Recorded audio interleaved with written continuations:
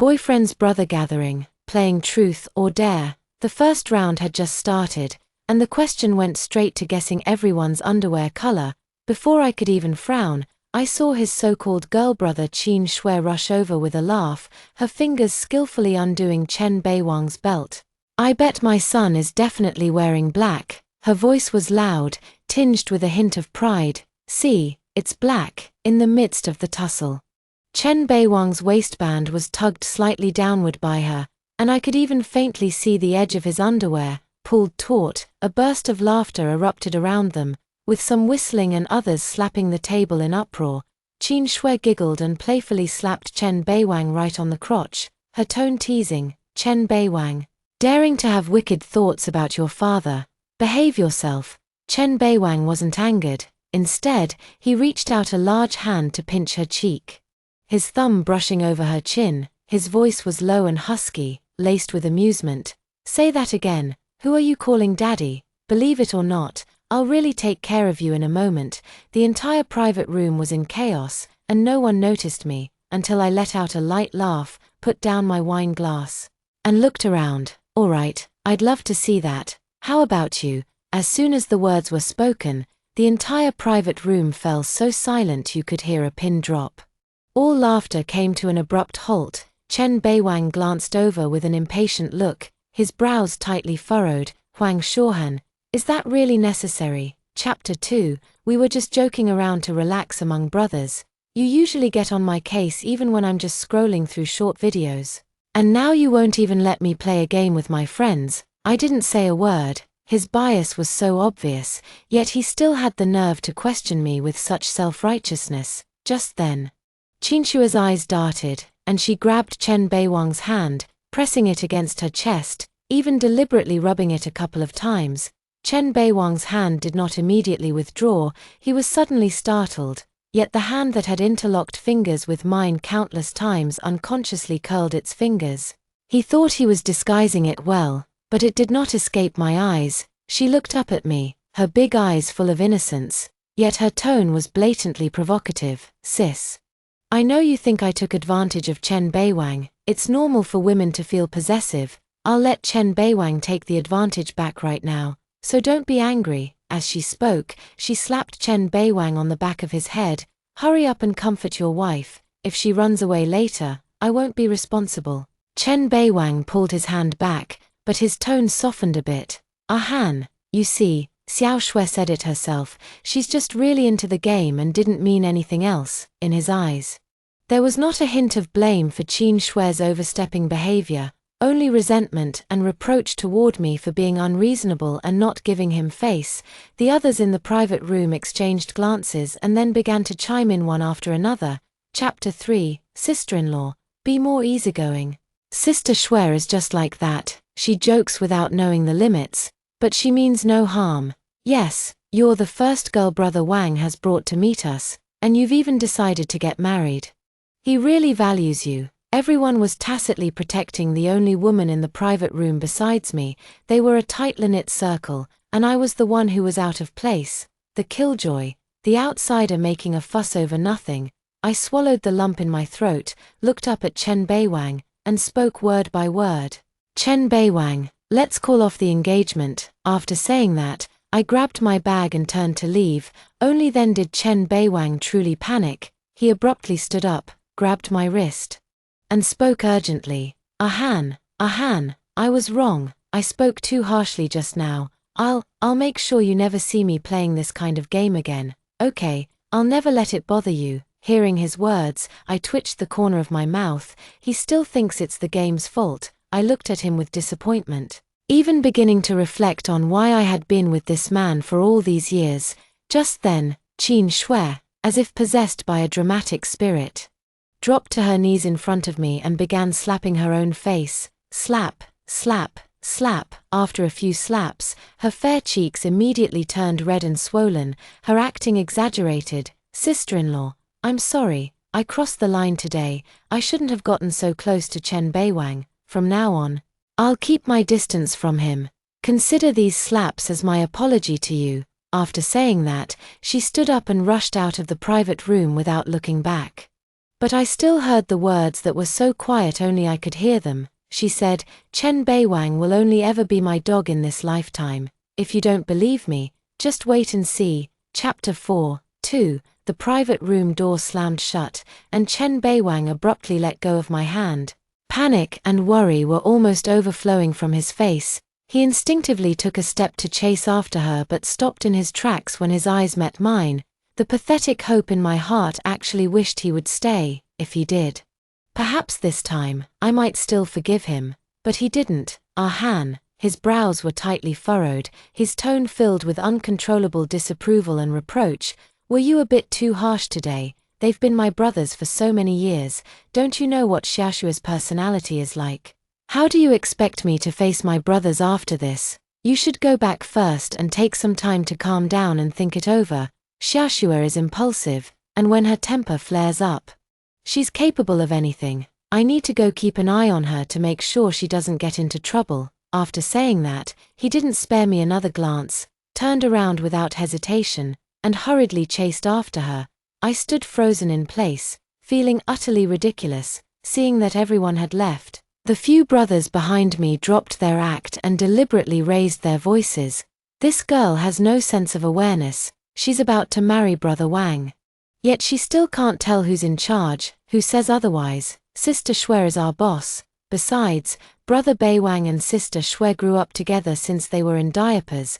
In Brother Wang's heart, her importance is unmatched." Chapter 5. I twitched the corner of my mouth and went downstairs to hail a taxi. Just as I got in the car, my phone buzzed with a vibration. The screen lit up. It was a WeChat message from Qin Shui. A video, crystal clear. In the video, Chen Beiwang was kneeling on the carpet in the KTV hallway, looking up at Qin Shui.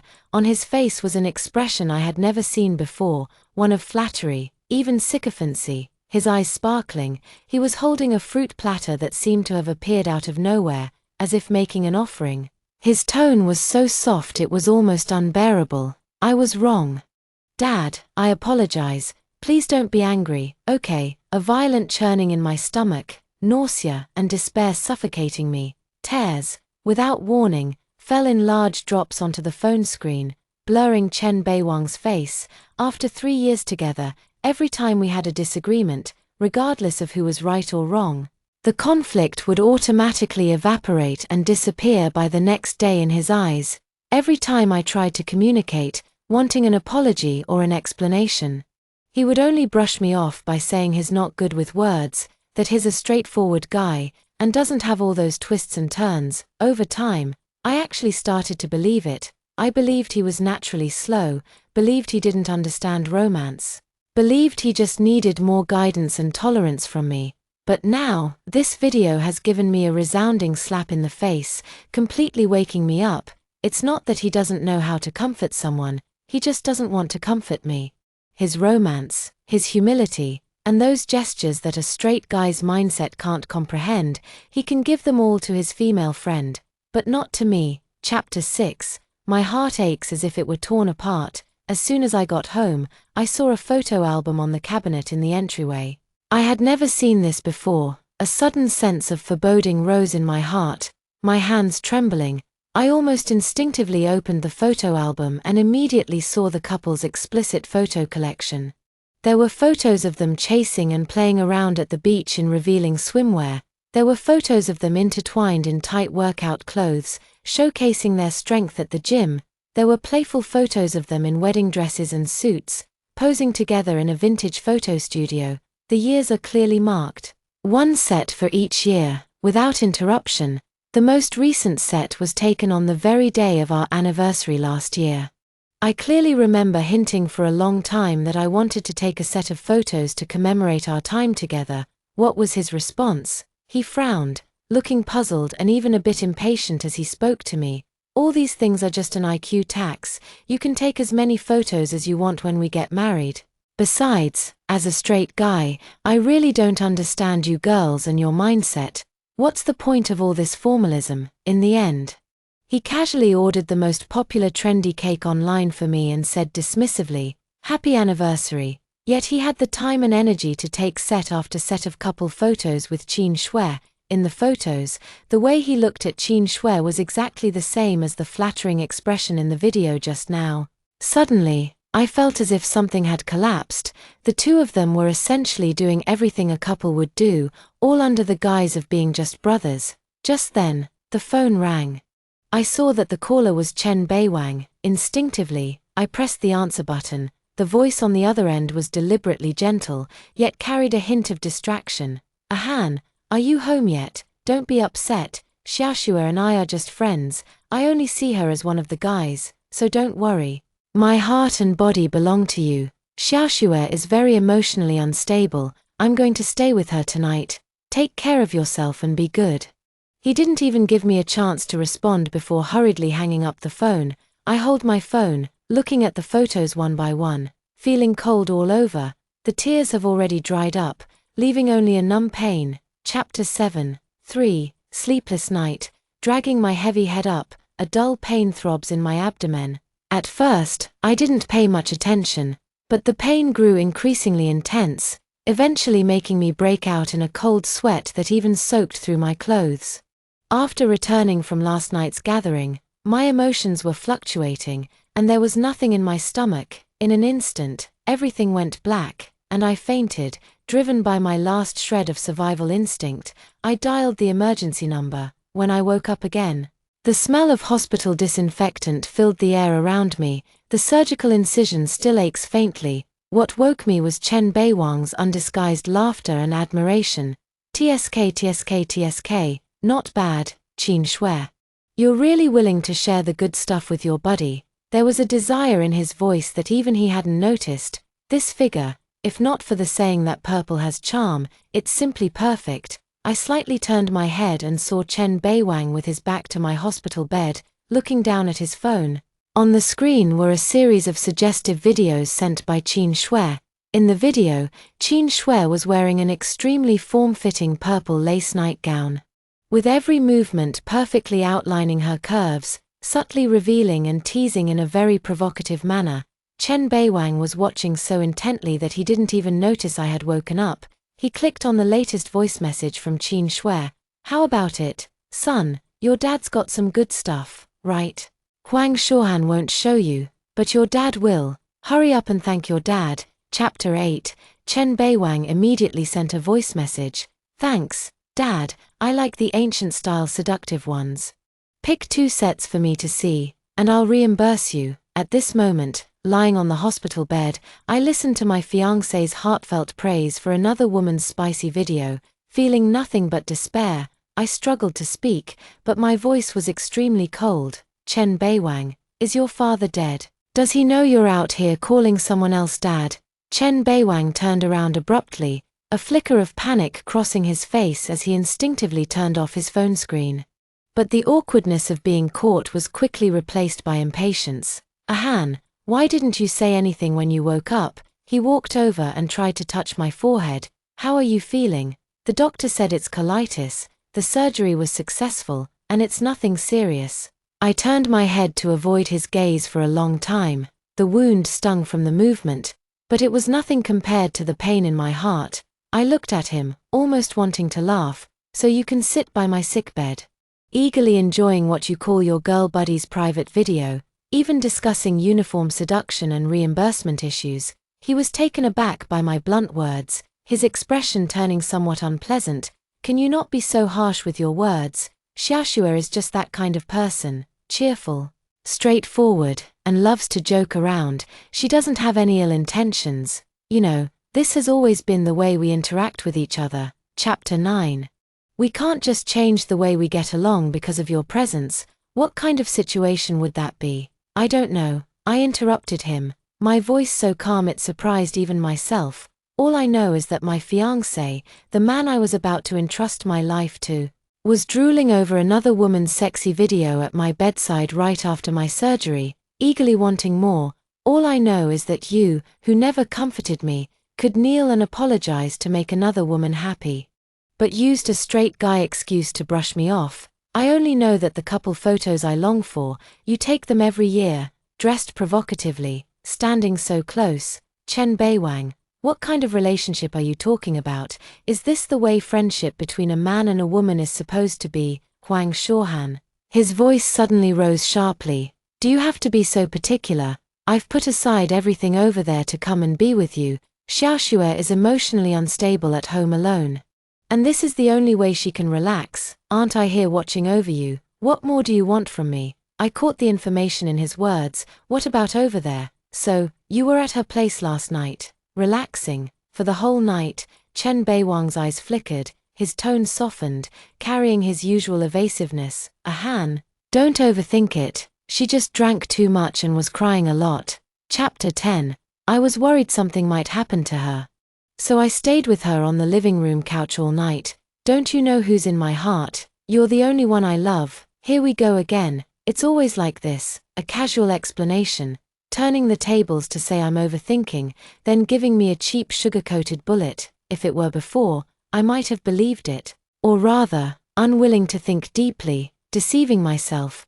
But now, those photos, the videos of kneeling and calling someone daddy to apologize, and the bright eyes and eager tone when watching suggestive videos, all prove that the past me was a complete fool. Fortunately, I haven't fallen into marriage and a swamp yet, so everything can still be considered a blessing. Looking at his anxious, defensive face, I suddenly felt exhausted. Without even the strength to argue, close your eyes, take a deep breath. But in Chen Beiwang's eyes, my reaction meant the matter was already behind us. He curled his lips into a smile and planted a kiss on my forehead. I knew you'd be the most understanding. Han, I'll go call the doctor now to see what we need to pay attention to. The ward door closed, and I disgustedly wiped my forehead with my sleeve after Chen Beiwang left and returned. Just a few seconds after entering the room, his phone rang again. He opened his phone, and upon seeing the new message, his ears turned red. Han, there's a major client at my company that I need to attend to now. Take care of yourself, and if it's inconvenient, hire a caregiver for yourself. With those words, he turned and walked away. I watched his retreating figure, a bitter smile forming on my face as tears traced the bridge of my nose and disappeared into my hairline. In a voice only I could hear, I whispered, Chen Beiwang, we're over. Chapter 11. 4. During the week in the hospital, I made no effort to contact Chen Beiwang. I occasionally answer his calls, responding with a flat tone and a few perfunctory words. The messages he sends are nothing more than excuses. Clients are difficult. He'll come see me once he's done with work. He's visited a few times, always in a hurry, carrying a faint scent of perfume that doesn't belong to me. He sits by the bed, talking to me, but his eyes often drift to his phone. He offers a few distracted greetings before being called away by urgent work matters. I'm too lazy to expose him. And I didn't tell him that I've actually seen it on Qin Shui's social media. I clearly know what they are doing every day. I quietly watch him perform, feeling no emotion inside. Those unresolved conflicts from the past have truly been put to rest this time. The wound is healing, and so is the heart. On the day I was discharged, I handled the procedures myself, packed my few belongings, and took a taxi home. Everything in the apartment was exactly where it had been. It meant Chen Beiwang hadn't been home during this time. This apartment was fully paid for by me after I started working, and it's only under my name. It belongs entirely to me. I calmly gathered Chen Beiwang's belongings, the men's slippers at the entrance, the razor, toothbrush, and pajamas in the bathroom, and put them all into a cardboard box, placing it by the door, and I also changed the code on the apartment's digital lock. Chapter 12. I didn't immediately tell my parents about my decision to call off the engagement or my hospitalization for surgery. It wasn't until a few days later when my mom called, enthusiastically discussing the details of the wedding preparations and asking how my dress fitting went. Hearing the hopeful tone in her voice, my nose tingled with emotion. I took a deep breath and tried to speak in a calm tone. Mom, I don't plan to marry Chen Beiwang. There was a long silence on the other end of the phone. To my surprise, my mom didn't press for details. Instead, she said, if you don't want to get married, then don't. A friend of your dad's brought over some crabs the other day. They're still alive. Come home, and I'll cook them for you. As for the rest, leave it to your dad. Although my family isn't among the super rich, We do have some financial stability. Chen Beiwang's company started up, and my family was the largest investor. The planned next round of substantial investment was set to be signed after the wedding. Now that the engagement has been called off, this investment has naturally fallen through. After hanging up the phone, I entrusted the house to an agent, bought the earliest flight ticket, and went back home. I blocked all of Chen Beiwang's contact information and also kept my surgery a secret. Parents are always so perceptive, able to promptly detect their child's pain, whether physical or emotional. Looking at the hospital test results, they didn't say much, just focused on nourishing my body. Only when they saw me gradually regain my healthy glow did they finally feel at ease. My father has always been decisive in his actions, and his protection of his family is 100%.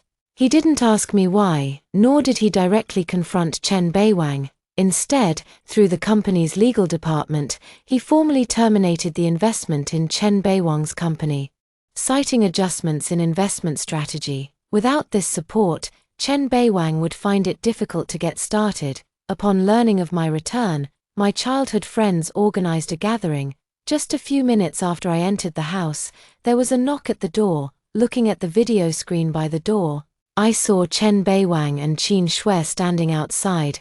Han, could you open the door? I know you're angry. Could you give me a chance to make it up to you? Before I could speak, the man beside me had already opened the door. Chen Beiwang immediately knelt down, bowing his head in apology. Han, I was wrong. As he looked up and met the man's gaze, Chen Beiwang bristled. Who are you? Chapter 13, 5. Chen Beiwang knelt on the ground, his face flushed bright red. Shen Jinbo glanced at me and, seeing that I remained unmoved, slightly lifted the corner of his lips. Whoever you think I am, that's who I am, but you don't need to bow so deeply. Kneeling and bowing to me the first time we meet, rise. As soon as the words were spoken, my parents also came downstairs upon hearing the noise. When they saw that the visitors were Chen Beiwang and Qin Shui, my mother's eyes instantly reddened, sensing the tense atmosphere.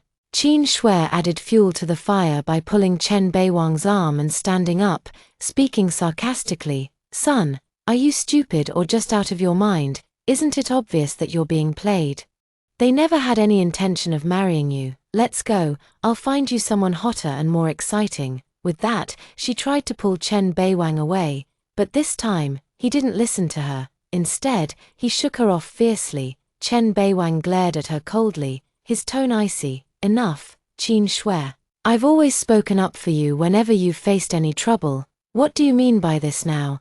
Do you know how important Han is to me? I only want to marry her in this lifetime. And I can only marry her. He lifted his eyes and looked at me, saying, Han, I really know I was wrong. I shouldn't have ignored you. The company has just been too busy lately. When I found out you unilaterally cancelled the wedding, I didn't even shave and drove overnight to get here. Let's not fight anymore, okay? Chapter 14. He spoke with a sincere tone, a mix of nervousness and affection. I know that this tiny bit of affection is real, because aside from emotional support, he has also given me some so-called genuine feelings. But now, this tiny bit of affection is no longer enough to sustain me through a lifetime with him. Chen Beiwang, how dare you say my daughter is making a scene? As a man, you can't even control your eyes and your lower body, and you have the nerve to blame my daughter. My father, who had always been a man of few words, suddenly stepped in front of me, cutting me off. Like a towering tree, my eyes welled up with tears of relief. Qin Shui immediately spoke up in Chen Beiwang's defense. Uncle, you can't just slander Chen Beiwang like this just because you're the father of the girl. Can you? My mother immediately followed up, throwing the photo album right at Qin Shui's face. Slander, at such a young age. You rely on so-called pure male-female relationships to take these photos with a man who is about to get married. Don't you find it disgusting? Do you think you're any better yourself? Our Han has always been a girl who values self-respect and dignity since she was young. If you have such feelings for the opposite sex, just say it outright. Our Han would never fight with others over trash. Chen Beiwang looked at the photo album that had fallen to the ground, his face instantly turning pale. His voice was choked with emotion. It wasn't like that. Han, we really only took photos. Nothing inappropriate ever happened. I looked at him and let out a cold laugh. Crossing the line. Do we have to sleep in the same bed and get intimate for it to be called crossing the line? Huang Shaohan, that's enough. Stop pretending. Aren't you just trying to force Chen Beiwang to choose between you and me? Qin Shui interrupted me, turned her head, and looked at Chen Beiwang with a serious and affectionate expression. Chen Beiwang, I like you. I've liked you since I first fell in love. It's been 10 years now, today. You have to choose between me and Huang Shaohan. Chapter 15, 6. Everyone was left stunned by Qin Shui's move, frozen in place. Chen Beiwang looked into Qin Shui's eyes, his gaze somewhat confused. What are you talking about, Qin Shui? I've never had any romantic feelings for you. I only see you as a friend. Qin Shui didn't expect Chen Beiwang to answer so quickly. Almost without a moment's thought, her face flushed red, and tears instantly streamed down her cheeks. She abandoned her usual carefree demeanor, crying with tears streaming down like pear blossoms, and asked loudly, "Then what does our drunken kiss mean? What does it mean when you had me wear those clothes? What do all those nights we spent together mean?" With every word she spoke, Chen Beiwang's face grew darker. It wasn't until Qin Shui punched him repeatedly in the chest that Chen Beiwang finally snapped angrily, "Qin Shui, that's enough. I told you back then, we're just buddies. Each doing our own thing. We both had fun, didn't we? What do you mean by telling me this now? I'm telling you, between you and a Han will always be one step ahead of you." Then, ignoring Qin Shui's pale face, he turned to my parents and said, "Uncle, Auntie, this time I sincerely came to apologize. The wedding will continue, and the cooperation between our two families will also continue."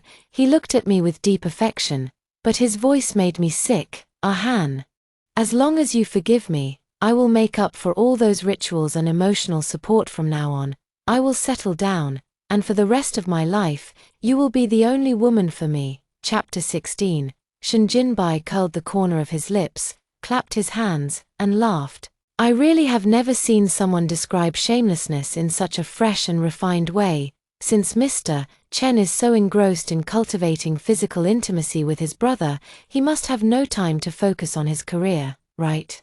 Then, out of humanitarianism, I'll let Mr. Chen have a good rest. As he spoke, Shen Jinbai took out his phone and edited a message.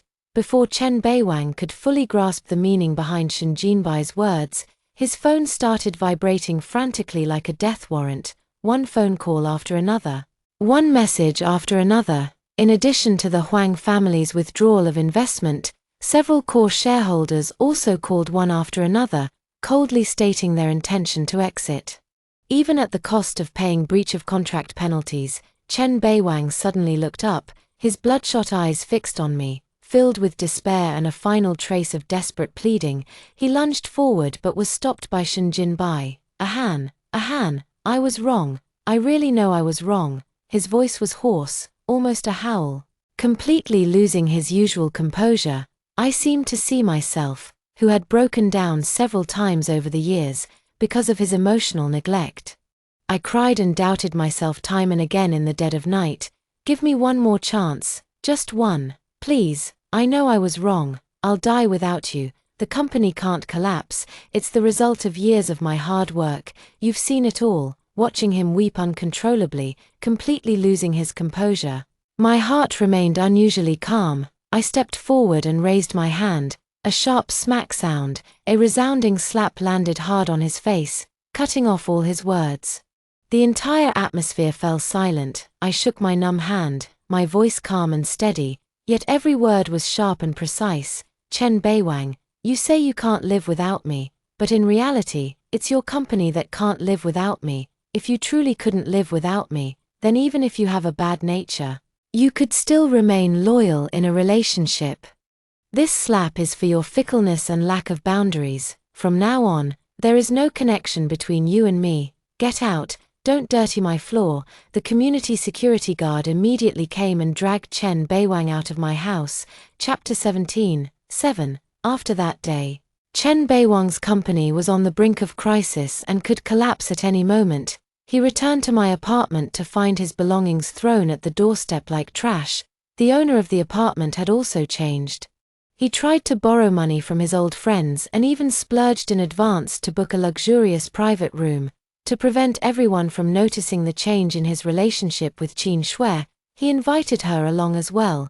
Just as I reached the door of the private room and pushed it open a crack, the group of people who had been laughing together moments ago instantly fell silent. Even Qin Shui, who usually sticks close to him, was sitting beside his closest friend.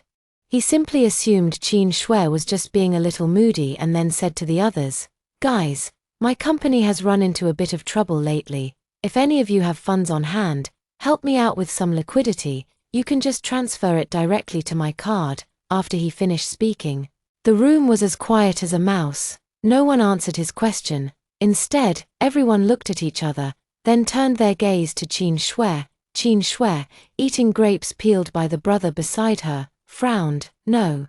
He's the one borrowing money from you all. Why are you looking at me?" The brothers seemed to have received a command and began to laugh. "Brother Wang, you know, the money in my family is all managed by my dad. I only have the right to spend it, not the right to lend it. Brother Wang, I just bought a new car, so I don't have much money on hand." "Me too. My mom found me a blind date and wants me to go back to get married. They're asking for a huge betrothal gift." Chapter 18. Chen Beiwang watched his old partying buddies, who were now hiding things from each other, isolating and maneuvering. He burst out laughing instantly. He tightened his grip on the bottle, clenched his jaw, and shot a cold glare at Qin Shui. "Xiaoxue, after all these years of our relationship, you're really going to treat me like this?" Qin Shui took a tissue and wiped her hands, blinking innocently at Chen Beiwang as she smiled. "Brother Wang, what do you mean by that? What have I done to you?